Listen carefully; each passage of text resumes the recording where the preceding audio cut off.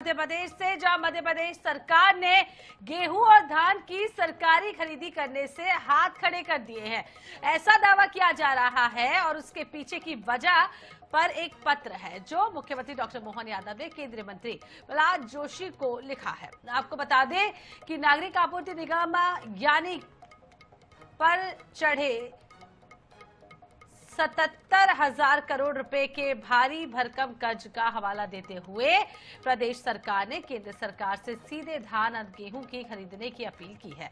दरअसल मध्य प्रदेश में धान गेहूं खरीदी की विकेंद्रीकृत व्यवस्था है, यानी प्रदेश सरकार किसानों से यह अनाज खरीदती है और केंद्र सरकार का भारतीय खाद्य निगम प्रदेश सरकार से अनाज लेता है।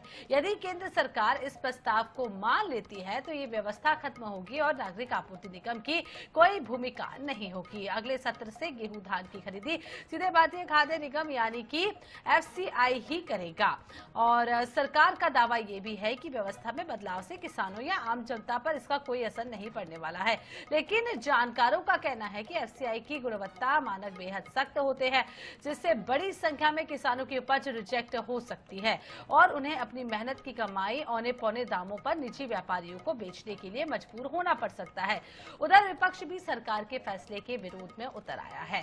PCC चीफ जीतू पटवारी ने कह दिया है कि मैं मुख्यमंत्री के इस निर्णय का विरोध करता हूं। सरकार को कहना चाहता हूं कि किसानों के आर्थिक शोषण की इस नीति को तत्काल वापस ले। अब जिसका दावा सही है, नफा नुकसान का किसका आकलन सही है, इस पर आज हम चर्चा करने वाले हैं। तो खबर राजधानी भोपाल से बता रहे, जहां आपको बता दें पत्र लिखा गया है और मध्य प्रदेश में गेहूं और धान की सीधी खरीदी करने के लिए अब केंद्र से जो है, केंद्र को इसको लेकर एक चिट्ठी भी लिखी गई है।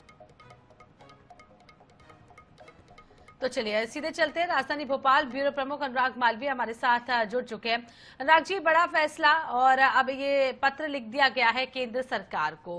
हालांकि अभी केंद्र सरकार के जवाब का इंतजार बाकी है, लेकिन हमने जिस तरीके से सुबह के बुलेटिन में भी चर्चा की थी कि विपक्ष का रुख जरूर आएगा और अब विपक्ष का रुख आ गया है, क्या कुछ डिटेल?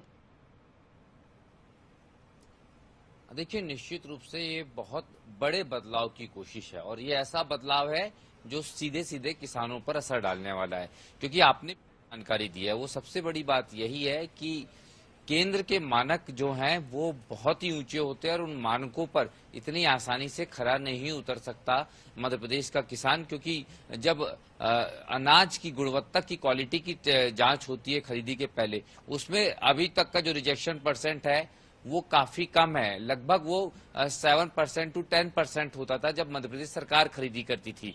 लेकिन ये माना जा रहा है कि अगर केंद्र सरकार के द्वारा ये खरीदी होती है, FCI के द्वारा ये खरीदी होती है, तो ये रिजेक्शन परसेंट 30% से ऊपर चला जाएगा। यानी जो सीधा सीधा अंतर आएगा, लगभग 20% फसल नहीं खरीदी जा सकेगी। तो ये आप समझ सकते हैं कि किसानों के लिए थोड़ा मुश्किल भरा हो सकता है। रही बात सियासत की, राजनीतिक बयानबाजी की, तो चूंकि वो पत्र की भाषा ही ऐसी है कि वो कहीं ना कहीं सियासत और बवाल खड़ा करने वाला है। मुख्यमंत्री ने उसमें कर्ज का जिक्र किया है और जब कर्ज का जिक्र है तो विपक्ष को पहला मौका तो यही मिल गया कि बार बार सरकार कर्ज लेके घी पी रही है और ये तमाम चीजें, और उसके बाद उसमें ये कह दिया जाना कि इसके चलते ये खरीदी नहीं होगी, इसने मुश्किल खड़ी कर दी है। क्योंकि बहुत सारी योजनाएं, फ्रीबीज की इतनी सारी स्कीम्स है, लाडली बहना जैसी स्कीम्स है, वहां की रोक की बजाय मेहनत की फसल को नहीं खरीद पाने में कहीं ना कहीं और ज्यादा लॉजिकली सवाल खड़े होते हैं। इसी के चलते जीतू पटवारी का बयान आ गया है, कमलनाथ का ट्वीट आ गया है और सियासत गर्मा गई है। हालांकि फैसला केंद्र सरकार करेगी और ये भी महत्वपूर्ण बात है कि सरकार ने ये नहीं कहा कि केंद्र नहीं खरीदेगा तो हम नहीं खरीदेंगे।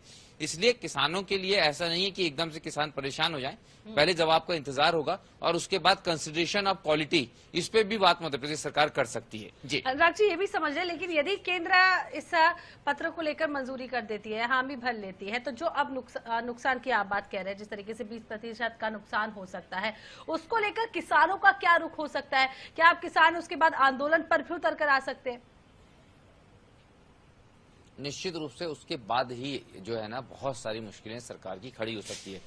हमने मध्य प्रदेश में देखा कि भारतीय किसान संघ और सरकार के बीच में एक टकराव पिछले कई दिनों से लगातार नजर आया है, चाहे वो लैंड पूलिंग का मामला हो, चाहे सोयाबीन खरीदी का मामला हो। अगर ये फैसले में कुछ भी इधर उधर होता है तो एक बड़ा मूवमेंट किसानों का नजर आ सकता है। और चूंकि भारतीय जनता पार्टी से जुड़ा हुआ संघ का जो अनुसांगिक संगठन है किसान संघ, वो भी विरोध में उतर सकता है और उस समय निश्चित रूप से सरकार की मुश्किलें ज्यादा होगी और कांग्रेस तो निश्चित रूप से इस मामले में एक बड़ा मूवमेंट खड़ी करने की कोशिश करती जरूर नजर आएगी। जी, तो कांग्रेस बड़ा मूवमेंट खड़ा कर सकती है, रोटियां सेक सकती है, अपने देखना होगा। फैसले पर सब कुछ निर्भर करता है। बहुत बहुत शुक्रिया अनुराग जी हमारे साथ जुड़ने के लिए, तमाम जानकारी साझा करने के लिए।